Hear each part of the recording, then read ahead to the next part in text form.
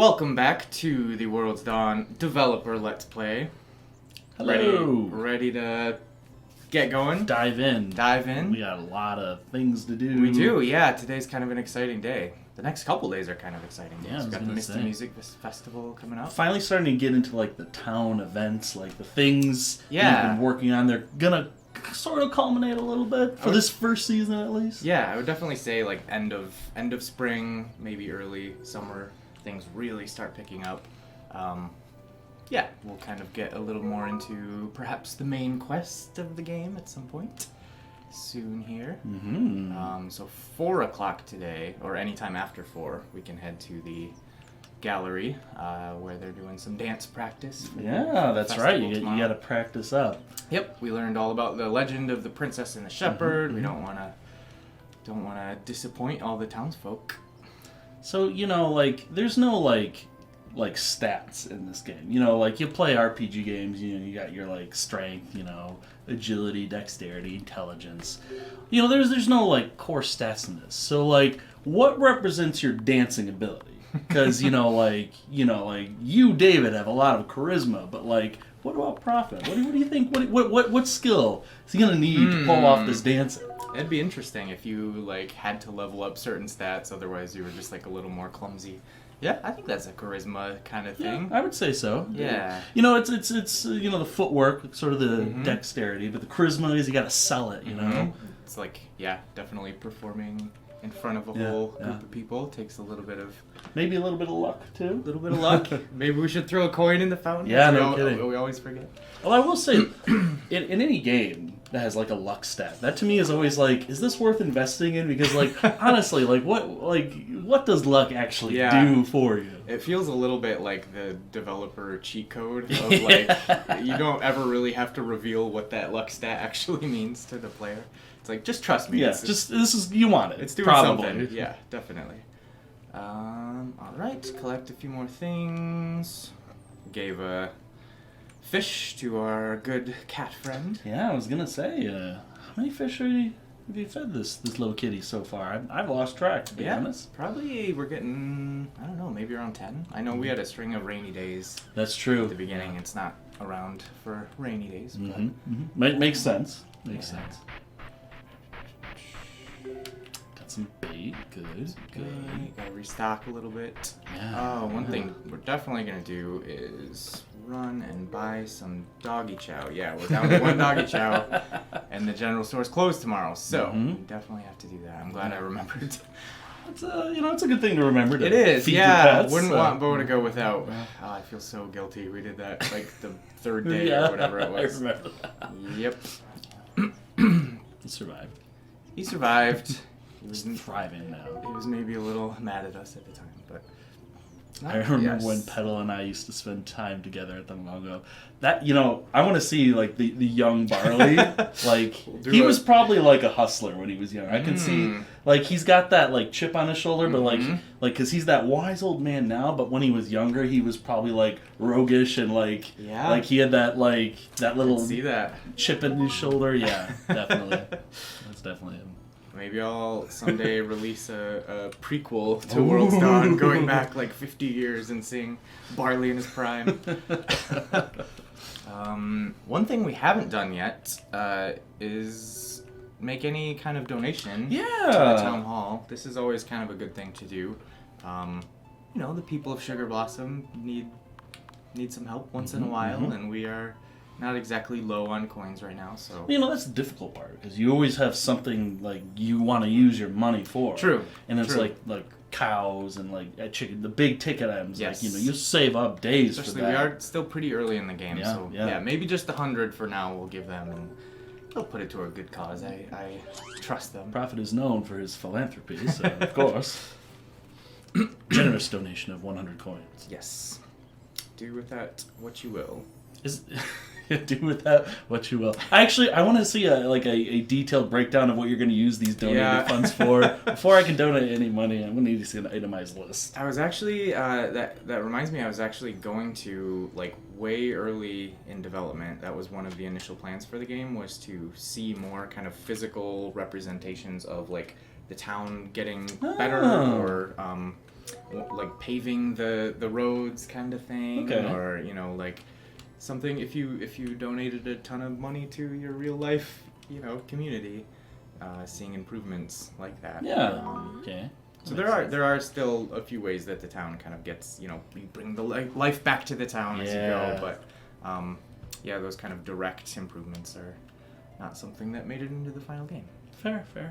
You know, I think Animal Crossing New Leaf did it really well because you're like the mayor, but you can donate to the fund, the town fund, and then they like put in all kinds of different stuff, and it's always like, okay, I can see my money going to something. Yeah. But you know what? We're generous people. We're gonna give money because that's what we do. Donate to your local charities. Hey. Ooh. Berry crisp recipe. Oh, man. Berry crisp in a lazy cooker. Sounds pretty good. Please. That is maybe something we could do before too long too, is start trying to cook a little bit more. Yeah, I was gonna say, I think you've collected a few different recipes. Yeah, at least see like that. what's available this time of year that we could maybe cook. Yeah. Stereo system. I see all this cosmetic stuff is just right? bedspread. We are sleeping on a pretty lame kind of plain bed right now. You need your dog chow though. I got the dog chow. Oh, you got the dog chow? I got 10 dog chows. Oh man, you're so fast I didn't even see it. 10 dog chow? Chows? Dogs chow? Doggy chows? I think chow is just singular and plural. Probably. Like deer. Deers. 10 deers. I do also want a kitchen icebox, which is kind of another big ticket item, because if you don't have one of those at the end of the season, your food items will spoil. Yeah, that's going to be something you want to get. Yeah. Pretty, probably on the sooner side, if not. Yeah, I think so. All right, I am going to head over to the Meadow Gallery. Time for dancing. It's time for dancing. Was that your dancing? My jazz hands. Yeah, that's what you do. You can't dance without jazz hands. I think you can. Yeah, I think you can. There's plenty of styles of dance that don't require jazz hands. That's one bit of wisdom that I'm not going to let you get away with. That's fair. That's fair. No, you are absolutely right. But you can't deny that it makes everything better. Yes, very true. Very true. All right, let's grab your partner and get started.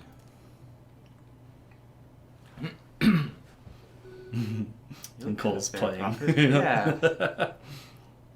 All right, let's see how we do. I look kind of nervous up there.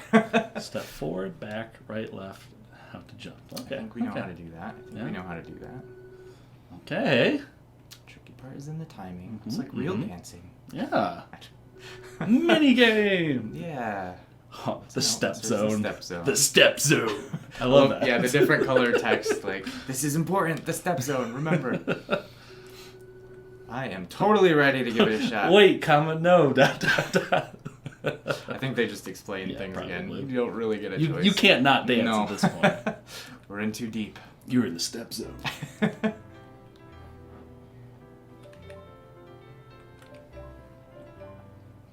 Yeah. That wasn't too hard. Yeah, no kidding. Yeah. Just a mite harder this time. Okay. Okay. Well, now you're gonna put a jump in there, a little flourish. A little flourish. Show me what you got.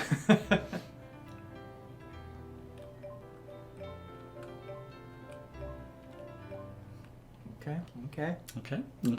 Practice is going good. Hold on, the entire dance. Wait a minute. Apparently that's all I need to know. Yeah. I'm an expert. Bryn just get to watch, you know? She's just like, hey, you're doing good. She'll be fine. Oh, yeah. All right. Successful dancing, then. Yeah. I think we did good. So, you know, here's a little design philosophy question. So, like something like the dancing right there, you know, like with the time pressing of the buttons and stuff like that. So, how do you like come up with like the mechanics behind the special little mini games and things like that? Like fishing is another great example. Like, you know, when you think about like the mechanics of fishing or dancing, like, well, how do you as a game developer create what that little mini game mechanic looks like? Yeah, I mean, there's a ton of ways to represent different, you know, like activities in games. Like that's what's so great about these kinds of stylized games is it doesn't have to be exactly realistic to just hit the buttons. So I kind of start with what I want I guess the theme of the activity to be, right? So like dancing, is one. There's a swimming festival later on, like different like races and things, and I guess just like what do I want? What's the point of this? Like, what do I want the player to get out of it? Whether it's advancing their relationship with one of the romance options, or whether it's increasing their relationship with a dog, or learning their way around the village, like we did the Silver Stallion Dash earlier, which kind of helped us find the different apples in the different corners of the village and test our knowledge. So yeah, I think it just starts with like what would be a fun event, and then figuring out the specific mechanics after that to represent that event or that activity that are just, simple, very simple. There's not going to be any of them in Sugar Blossom that are super complex. Like, there's no blitz ball here that you have to, like, read an entire tutorial to figure out. But I mean, something like that. It felt like a separate game entirely. Yeah. Lock ball is as close as you get, but even that is like, oh no. Hey, look at that. You got some strange goop. I'm sure that's going to do something great. Best to dump it out. Best to dump it out. Let's just dump it right on the floor here. Oh man. I don't even remember exactly what we mixed. I was just kind of absent-mindedly doing it. Well, that's what happens if you're absent-mindedly doing stuff. Sometimes you just got to make strange goop. Yeah. That's the best way to learn, right? Is through failing once in a while. You can't mix a spice rum without a few strange goops. That's enough. Not everything has to be a little adage. It's like you lose the value if you make everything into a wise little saying, then nothing is wise. That itself is crap. Yeah, it is. Yeah, I was going to say, like, if you're trying to drop some knowledge on us, then you did it. I will say we got a ton of amazing suggestions for future animals, future cows. Okay, good. So next time we pick up a chicken or a cow friend. Thank you very much for everybody who left those comments, and for everybody else, you'll just have to wait and see. A little teaser. Ooh, how about that? It's always fun. Got some stuff to sell? We do, yeah. These sunburst buttons aren't really useful for much, to be honest. And they grow year round too. Yeah. These ones. Just a few.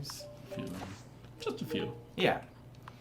I'm thinking, we could do some cooking, but we could also just maybe study our village primer a bit and see if we have been picking up items that someone around town might appreciate if we use them as gifts instead. Strawberries. That we don't have strawberries. But I have a feeling most of this other stuff. Yeah, that's what I love is most every item has a purpose of some kind. You don't have like items for the sake of just having items. Yeah. It was certainly a balance finding the right amount of items too, because I think a lot of times in games you can kind of get overwhelmed by just the amount of like choices. If there's like 100 different things you can collect, like you kind of forget what they are. But if there's just, like a few different kinds of flowers and a few different kinds of crops that you can grow every season, you get sort of familiar with the local produce here in Sugar Blossom. So. Yeah, and it's important, especially from like something with the breadth of variety and choices, like to introduce them slowly. Yeah. As to not say, here's your 100 different options, recipes, go. Right. Like, shoot, go, do your thing. Yeah, I would say definitely...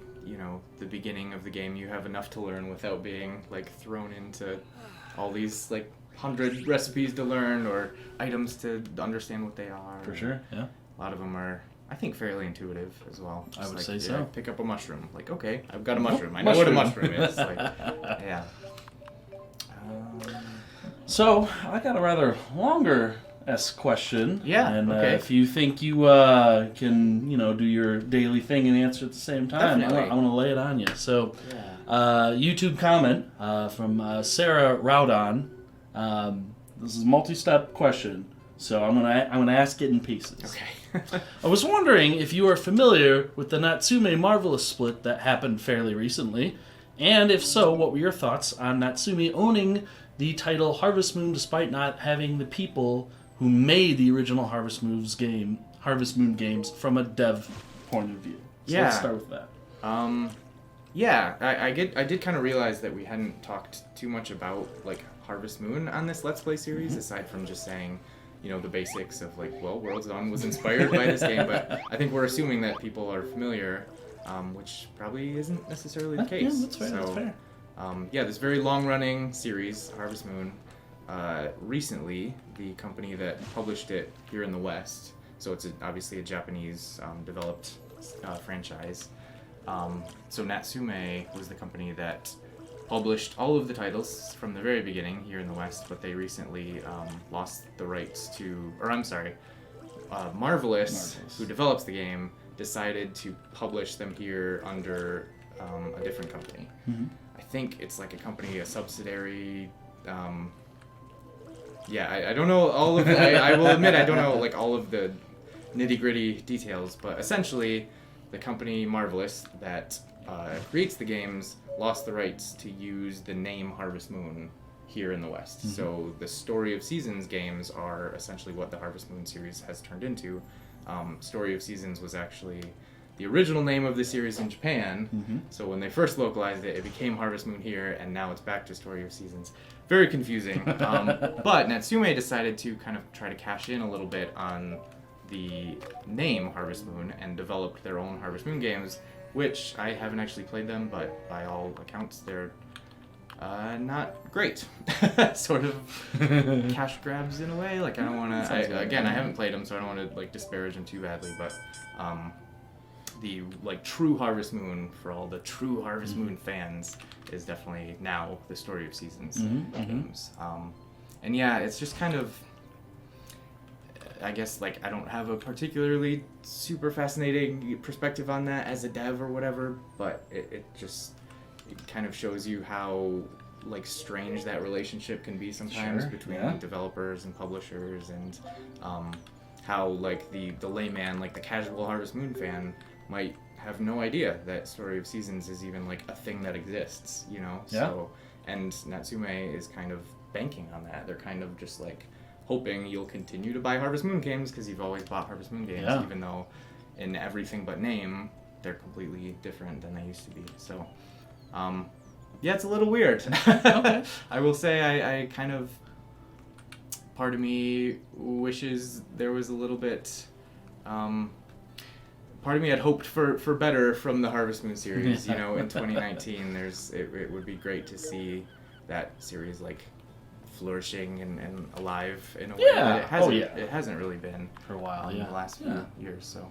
but maybe, who knows? Maybe there will be a resurgence. So, have you played any of the Story of Seasons games? I played the first one. Okay. Yeah. I was very interested. It was on the 3DS. In fact, I think all the recent Story of Seasons games have been on the 3DS. It was good. Yeah, it was.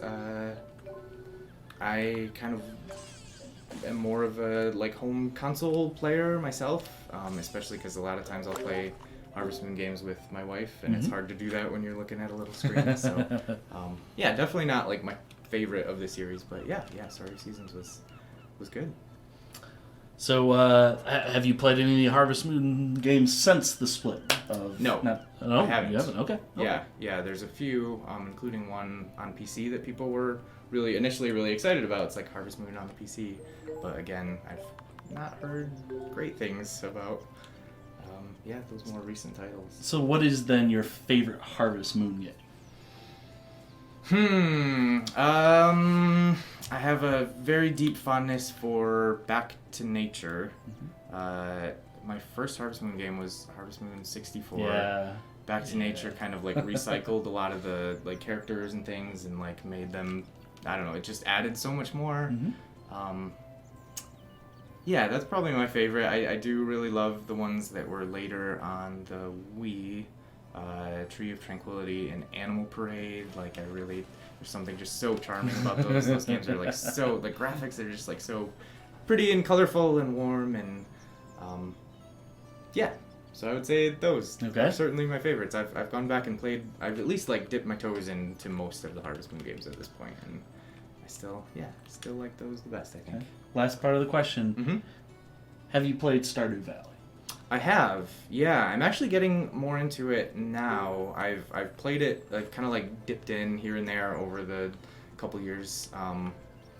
It just is. That's one of those games that like takes so much time to like really, if you want to like get good at it and you build your farm up. Like I've seen videos of people's farms that are just like unbelievably like huge and amazing. And I just honestly like I just don't commit like a huge amount of hours into any one particular game these days. I'm a lot of times busy with other things, sadly, but yeah, I mean, I feel like people would probably be interested in you know, like how I feel about Stardew Valley, because it's such a similar thing in so many ways. Like it came out around the same time, and like I was saying, like the Harvest Moon series has sort of seen better days in a way. So it's incredible to see the success of Stardew Valley and see like, I mean, I'm hoping it will lead to like this huge, you know, renaissance of this kind of game. Yeah. And there's already been a few that have come out. Like My Time at Portia is great. I've kind of played that for a few minutes. Yeah, I Stardew Valley is like incredibly impressive to me. That just the depth, like there's people that have put technical like, marvel. Yeah, it's incredible. Like absolutely hundreds and hundreds and hundreds of hours that you can put into that game and still have fun. And yeah, just the fact that, you know, it's made by a very, very hardworking soul individual. Like I'm just, it's incredible. Like I love it, and it's honestly kind of funny because like For Worlds Dawn, initially like my reference point for people was like, this is a Harvest Moon inspired game, and I was like, okay, that's gonna be a niche audience, but people will know what I mean. And now it will get me a lot farther to just say like, this is, you know, Stardew Valley. Like this is kind of like Stardew Valley. Like that game has found so much success that it has become like the default, like the standard of the genre, which is incredible for like an indie game to come along and just like blow people's minds like that and sell the way it did. And you know, that for the genre, you know, any big hit that can help bring more people is a beneficial thing for the industry. I am so excited to see what comes from the success of Stardew Valley. Not just like, you know, future stuff that Concerned Ape, the developer, works on, but people that are inspired by a game that, you know, is about farming. It's not about like killing. It's not about, you know, like it's constructive, not destructive. Yeah. It's I love Stardew Valley. Nothing but warm feelings. Let's end the episode there before we do the festival, and we'll take a look at the featured fan art of this episode. I was waiting for your for your little jingle. Oh yeah, I got it. Let's do this. We'll bring it up here. We've got Senna. Yeah, this is such a cool style, and I love that she's got like her little mail she's delivering.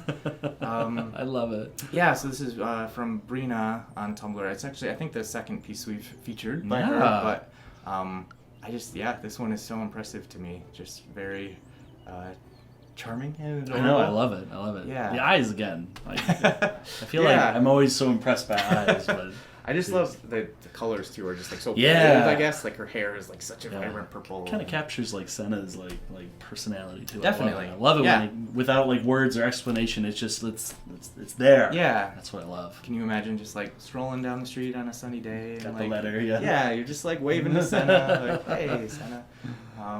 So thank you for submitting that, and thank you all for watching. We will be back in the next episode, ready for the Misty Music Festival. Yeah. Very excited. Awesome.